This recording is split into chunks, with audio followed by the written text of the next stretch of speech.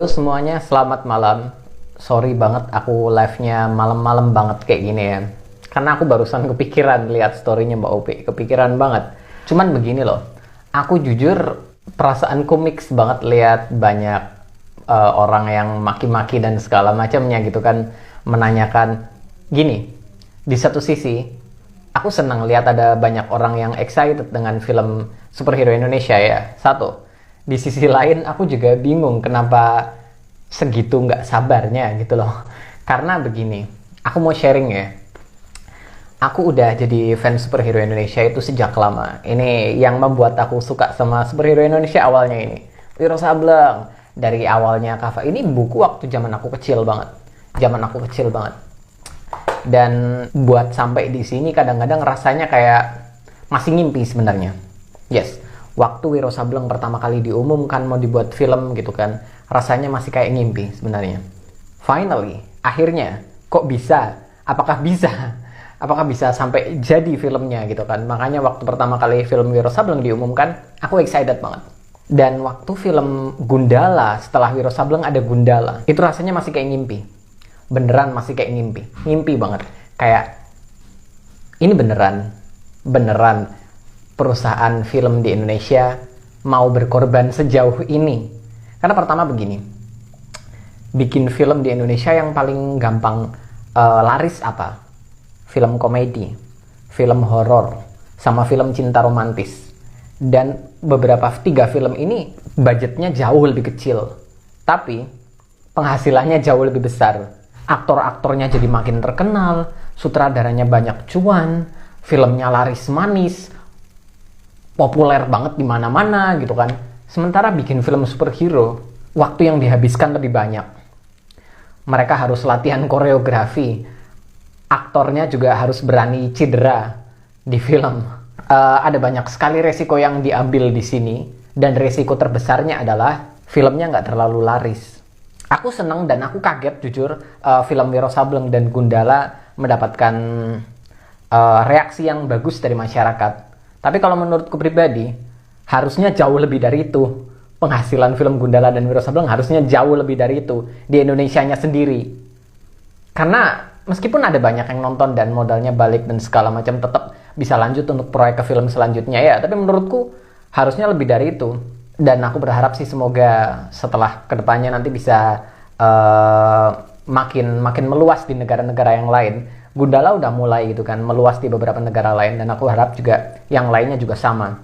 Jadi dapat hasil yang lebih memuaskan. Buat film-film seperti ini aku jujur agak kaget karena ada beberapa perusahaan film yang mau berkorban untuk bikin film seperti ini. Padahal kalau mereka bikin film yang film cinta-cintaan, film romantis atau apa, penghasilannya jauh lebih banyak gitu loh. Dan bikinnya juga nggak perlu butuh waktu yang banyak. Sekarang kita lihat proyek film Sri Asih.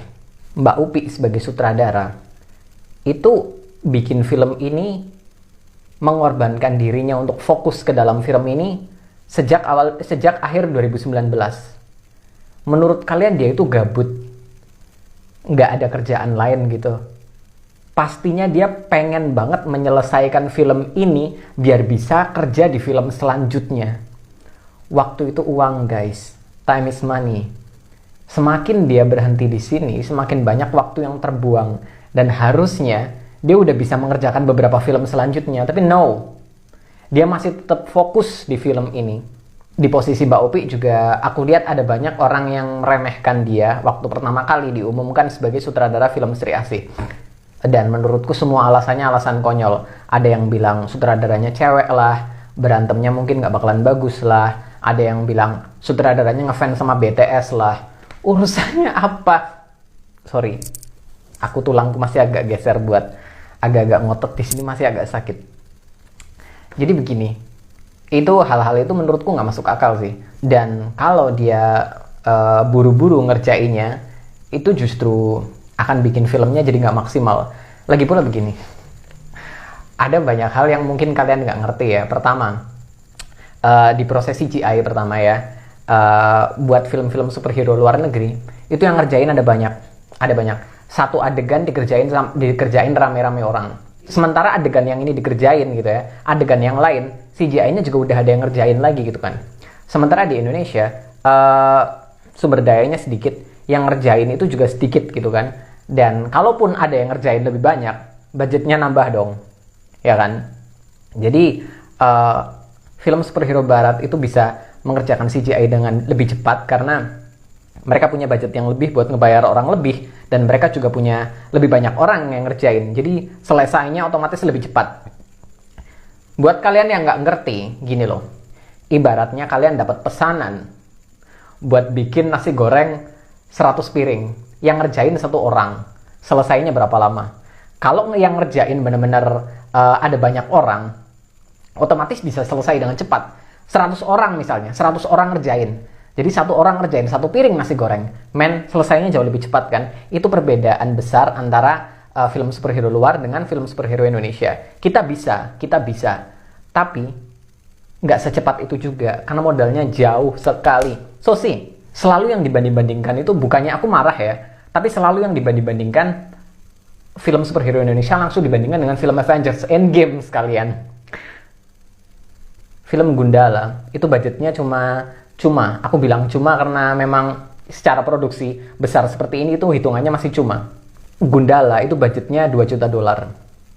Avengers Endgame itu $300 juta lebih. $300 juta lebih. Sih, bagaimana mungkin kalian ngebandingin segitunya dengan budget segitu, hasilnya sampai segitu? Aku seneng banget. Ada banyak banget yang DM nanyain, "Bang, kok bisa bertahan sih? Kok bisa sabar banget sih?" Karena aku udah bersabar selama puluhan tahun. Menurut kalian, aku menunggu film-film superhero Indonesia seperti Wiro Sableng, seperti Gundala. Menurut kalian aku udah berapa tahun nunggu film ini? Aku terus-menerus bermimpi. Buat kalian yang lihat video pertama aku di YouTube, coba diklik aja video yang paling lama, itu bisa di YouTube ya. Di situ aku bilang kalau mungkinkah suatu saat kita bisa punya film Patriot nanti? Apakah mungkin ada perusahaan film yang segila itu buat merencanakan film Patriot? Tapi ya, beberapa bulan kemudian film Patriot diumumkan.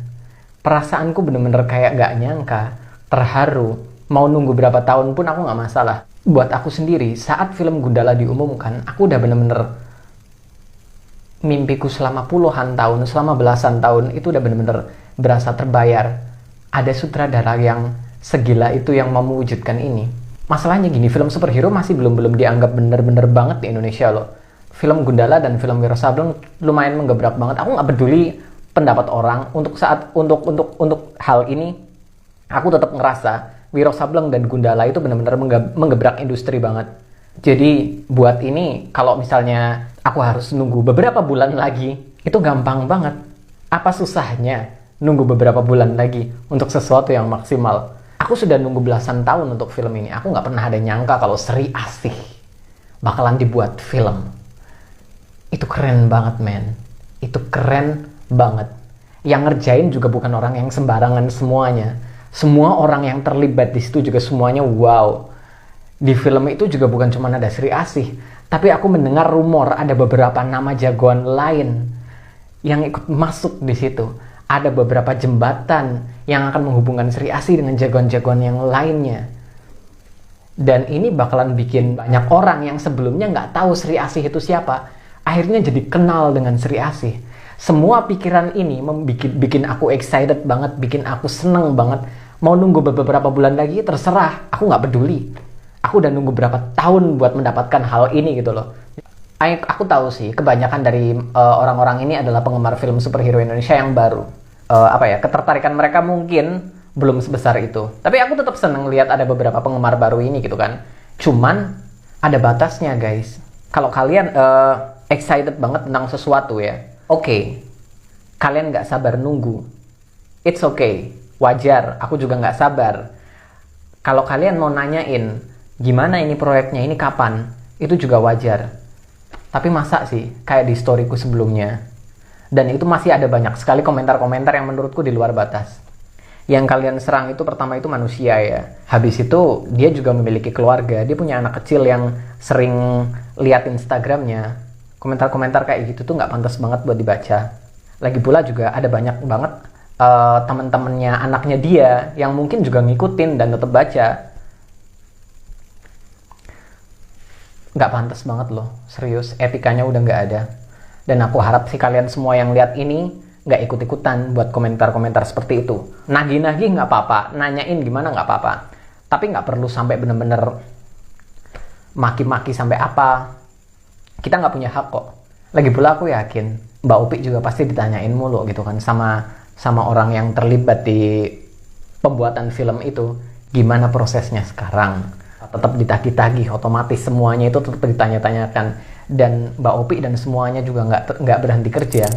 Hanya karena Mbak Upi posting foto di Instagram bukan berarti dia santai-santai. Semuanya kerja dan pekerjaannya juga tetap jalan, bukan berarti santai-santai. Kalian pikir dia nggak punya kerjaan lain di depan? Ha? Kalian pikir dia senang-senang aja gitu? Makin lama ngerjain, makin banyak duit yang dibayar kayak gitu? Ya nggak, sama aja gitu kan, tetap sama aja. Jadi semakin cepat dia menyelesaikan proyek ini, semakin cepat juga dia mengerjakan proyek selanjutnya. Ada pemasukan yang lain. Jadi nggak make sense kalau tuduhannya adalah dia pengen berlama-lama di sini, PHP dan segala macam. Kita tunggu sewajarnya aja, nggak apa-apa. Tetap udah di depan mata kok. Lagi pulang ngapain ribut Sri Asih sih? Kan Virgo duluan. Virgo juga udah sebentar lagi kok, nggak terlalu lama-lama kok. Dan iya, kalau kalian mau nanyain kabar film atau apa, usahakan yang sopan. Mbak Upi itu baik loh. Komentar-komentar kayak gitu dia hadapi cuma dengan kayak gitu doang, itu baik banget loh. Tapi itu bukan sesuatu yang pantas dan sesuatu yang lazim loh buat kalian ngobrol-ngobrolin kayak gitu ya. Itu nggak wajar banget buat kalian ngobrol-ngobrolin nagih-nagih sampai maki-maki sampai keluarin kata-kata yang kasar seperti itu. Jadi aku harap buat kalian yang melakukan itu dihentikan.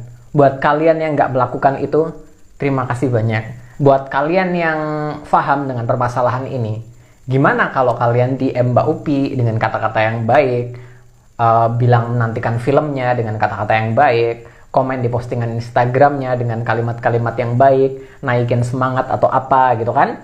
Aku jujur nggak pengen kalau Mbak Upi kapok sih. Aku takutnya Mbak Upi kapok loh kalau lama-lama di kayak giniin mulu. Selalu usahakan ninggalin komentar-komentar yang baik lah. Itu aja ya. Oke. Selamat malam semuanya. Terima kasih buat yang udah gabung.